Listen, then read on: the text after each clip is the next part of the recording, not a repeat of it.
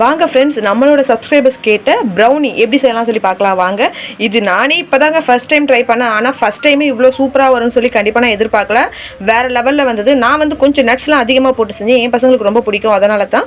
ஆனால் செம்மையாக வந்ததுங்க. ஃபஸ்ட்டு எப்படி செய்யலாம் சொல்லி பார்த்துலாம். அதுக்கு ஃபஸ்ட்டு பார்த்தீங்கன்னா டபுள் பாயிலிங் பண்ணி நம்ம வந்து பட்டரையும் டார்க் சாக்லேட்டையும் மெல்ட் பண்ண போகிறோம். அதுக்கு பார்த்தீங்கன்னா நான் ஆல்ரெடி ஒரு சின்ன கிண்ணத்தில் தண்ணி சூடு பண்ணி வச்சுருக்கேன். அது கேஸில் டேரெக்டாக அப்படி சூடாகிட்டே இருக்குது. இந்த பக்கம் ஒரு சின்ன பவுல், கண்ணாடி பவுல், சில்வர் பவுல் இருந்தாலும் ஓகே. ஒரு பவுலில் அதாவது சால்ட்டே இல்லாத பட்டர் எடுத்துக்கோங்க, அன்சால்ட்டட் பட்டர் எடுத்துக்கோங்க. நான் வந்து 50 கிராம் அளவுக்கு எடுத்திருக்கேன். அதில் பார்த்தீங்கன்னா டார்க் சாக்லேட் பார்த்தீங்கன்னா ஒரு 3/4 அளவுக்கு நல்லா கட் பண்ணி போட்டு இந்த மாதிரி மெல்ட் பண்ணி ஒரு ஓரமாக எடுத்து வச்சிடலாம். இது ஒரு பக்கம் ஆறட்டும். இது வந்து டபுள் பாயிலிங் பண்ண சொல்லி நம்மளுக்கு சூப்பராக மெல்ட் ஆகி வந்துடும். இது நல்லா மெல்ட் ஆன பிறகு நான் ஆற வச்சிருக்கேன். இந்த பக்கம் பார்த்தீங்கன்னா வேற ஒரு பவுல் எடுத்திருக்கேன். இதில் பார்த்தீங்கன்னா 3 முட்டை உடச்சி ஊற்றிருக்கேன். 3 முட்டையை வந்து நம்மளை விஸ்க் வச்சு நல்லா அடிச்சுக்கோங்க. நல்லா உங்களுக்கு வந்து நுர மாதிரிலாம் வர தேவையில்லை, ஆனால் நல்லா அடிச்சுக்கோங்க. உங்களுக்கு பிளெண்டர் இருந்ததுன்னா சூப்பராக இருக்கும். எலக்ட்ரிக் பிளெண்டர் சூப்பராக வந்துடும். அதில் நமக்கு பிளெண்டர் இல்லை, அதனால பார்த்தீங்கன்னா நான் வெறும் விஸ்கில் தான் அடித்தேன். அடித்த பிறகு பார்த்தீங்கன்னா மைதா மாவு பார்த்தீங்கன்னா ஒரு 1/4 கிலோ அளவுக்கு 250 கிராம் அளவுக்கு நான் மைதா போட்டு நல்லா சளிச்சிடுறேன். ஏன்னா நம்மளுக்கு பபிள்ஸ்லாம் இல்லாமல் இருக்கணும் இல்லைங்களா, ஆனால் ஜலிச்சாச்சு. இதுக்கு வந்து இப்படி தான் செய்யணும்லாம் இல்லைங்க. ப்ரௌனி நம்ம எப்படி செஞ்சாலும் சூப்பராக தான் வருது. நான் வந்து எனக்கு கையில் கிடச்ச எல்லாத்தையும் அழகாக நான் போட்டு செஞ்சேன், சூப்பராக வந்தது. சக்கரை பார்த்தீங்கன்னா 100 கிராம் அளவுக்கும் 150 கிராம் அளவுக்கு பார்த்தீங்கன்னாக்கா ப்ரௌன் சுகர் போட்டிருக்கேன். நான் ப்ரௌன் சுகர் நிறையவே யூஸ் பண்ணிகிட்டு இருக்கேன். அது உடம்புக்கும் நல்லதுன்றதுனால ப்ரௌன் சுகர் 150 கிராம் போட்டிருக்கேன். நம்ம மைதா எந்த அளவு எடுத்தோமோ எல்லாமே அதே குவான்டிட்டி தாங்க எடுக்கணும். கண்டிப்பாக நீங்கள் இப்போ மைதா 1/4 கிலோனாக்கா சுகரும் ப்ரௌன் சுகரும் எது எடுத்தாலும் அதே 250 கிராம் எடுத்துக்கோங்க. நம்ம வந்து கொக்கோ பவுடரும் பார்த்தீங்கன்னா 250 கிராம் தான். அதையும் பார்த்தீங்கன்னா நல்லா சளிச்சு அந்த முட்டையில் மிக்ஸ் பண்ணுங்கள். முட்டை உங்களுக்கு வெறும் முட்டையிலேயே வந்து நம்ம மிக்ஸ் பண்ண முடியாது. அதனால் தேவையான அளவுக்கு காய்ச்சி எடுத்து ஆற வச்ச பாலையும் ஆட் பண்ணிக்கோங்க. நீங்கள் கொஞ்சம் தண்ணியாக கூட பாலை காய்ச்சி எடுத்துக்கோங்க. திக்காக தான் இருக்கணும்லாம் அவசியம் கிடையாது. நான் காய்ச்சி ஆற வச்ச பாலை பார்த்தீங்கன்னா நல்லா அது கூடவே ஊற்றி நல்லா மிக்ஸ் பண்ணுறேன். இப்போ பார்த்தீங்கன்னா மைதா 250 gram, cocoa powder 250 gram, sugar 100 gram, 150 gram அளவுக்கு ப்ரௌன் சுகர், 3 முட்டை போட்டிருக்கேன். இது கூடவே பார்த்தீங்கன்னா பாலை ஊற்றிட்டு நல்லா மிக்ஸ் பண்ணியாச்சு. மிக்ஸ் பண்ண பிறகு நம்மளுக்கு சூப்பராகவே ஓரளவுக்கு அந்த பதம் வந்துருச்சு, மாவு பதம் இப்போ என்ன பண்ண போகிறோம்னு பார்த்தீங்கன்னாக்கா மெல்ட் பண்ணி வச்சுருக்கோம் இல்லைங்களா butter and chocolate, dark chocolate, அதை வந்து இப்போ இந்த டேரெக்டாக இந்த மாவு நம்ம மிக்ஸ் பண்ணி வச்சுருக்க மாவில் டேரெக்டாக நம்ம இந்த பட்டரையும் டார்க் சாக்லேட்டையும் ஊற்றிடுங்க. ஊற்றி இது நல்லா மிக்ஸ் பண்ணிடுங்க. மிக்ஸ் பண்ண பிறகு பேக்கிங் பவுடர் வந்து பார்த்தீங்கன்னா 1 ஸ்பூன் அளவுக்கு, எங்க குட்டி ஸ்பூனில் 1 ஸ்பூன் அளவுக்கு நான் போட்டிருக்கேன்.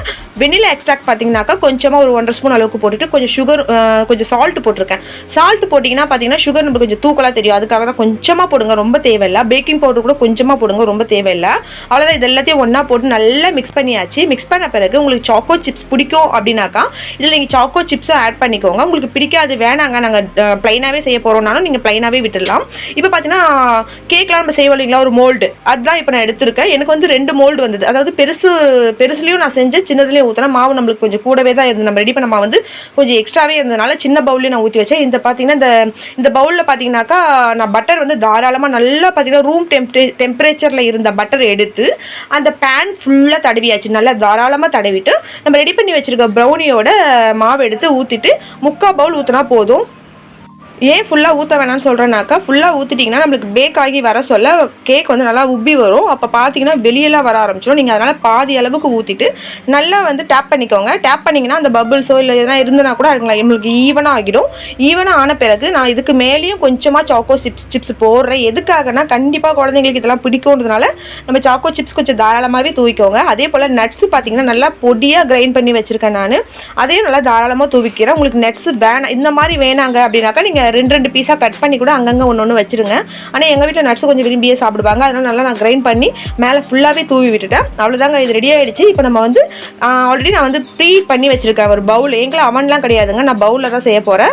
ப்ரீஹீட் பண்ணி வச்சுருக்கேன். அகலமான பாத்திரத்தில் ஒரு ஸ்டாண்டு வச்சுருக்கேன். அது அடியில் நான் உப்பு எதுவுமே போடல, நார்மலாக ஒரு ஸ்டாண்டு வச்சுட்டு ப்ரீஹீட் ஒரு 10 நிமிஷமாக ப்ரீஹீட் பண்ணேன். அந்த பேனில் பார்த்தீங்கன்னா இந்த நம்ம ரெடி பண்ணி வச்சுருக்க கேக்கோட பேட்டர் இருக்கு இல்லைங்களா, பவுலோடு தூக்கி வச்சுட்டு மூடி போட்டு விட்டுடுங்க.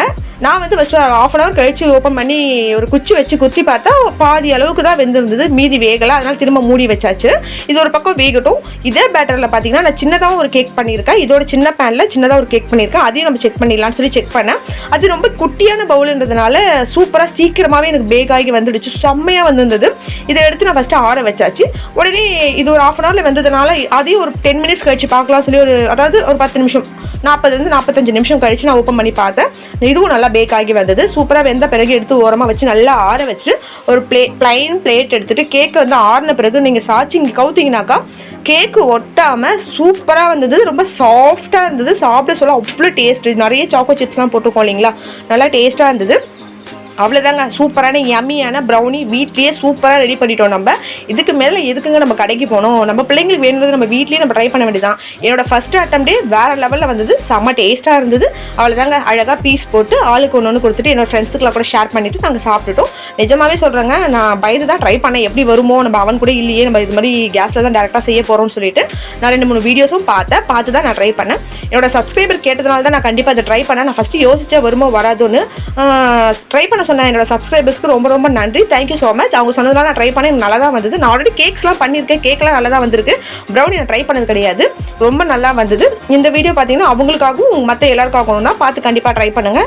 ரியலி வெரி நைஸ், செம்ம டேஸ்ட். என்னோட வீடியோஸை பார்த்து கண்டிப்பாக ட்ரை பண்ணுங்கள். ஏன்னா ஃபஸ்ட் அட்டம்ப்டே எனக்கு செம்மையாக வந்ததுனால என்னோட வீடியோ பார்த்து ட்ரை பண்ணிங்கன்னா உங்களுக்கு இன்னும் ரொம்பவே சூப்பராக வரும். நல்ல ஈஸியான ஐடியாஸும் உங்களுக்கு கிடைக்கும்.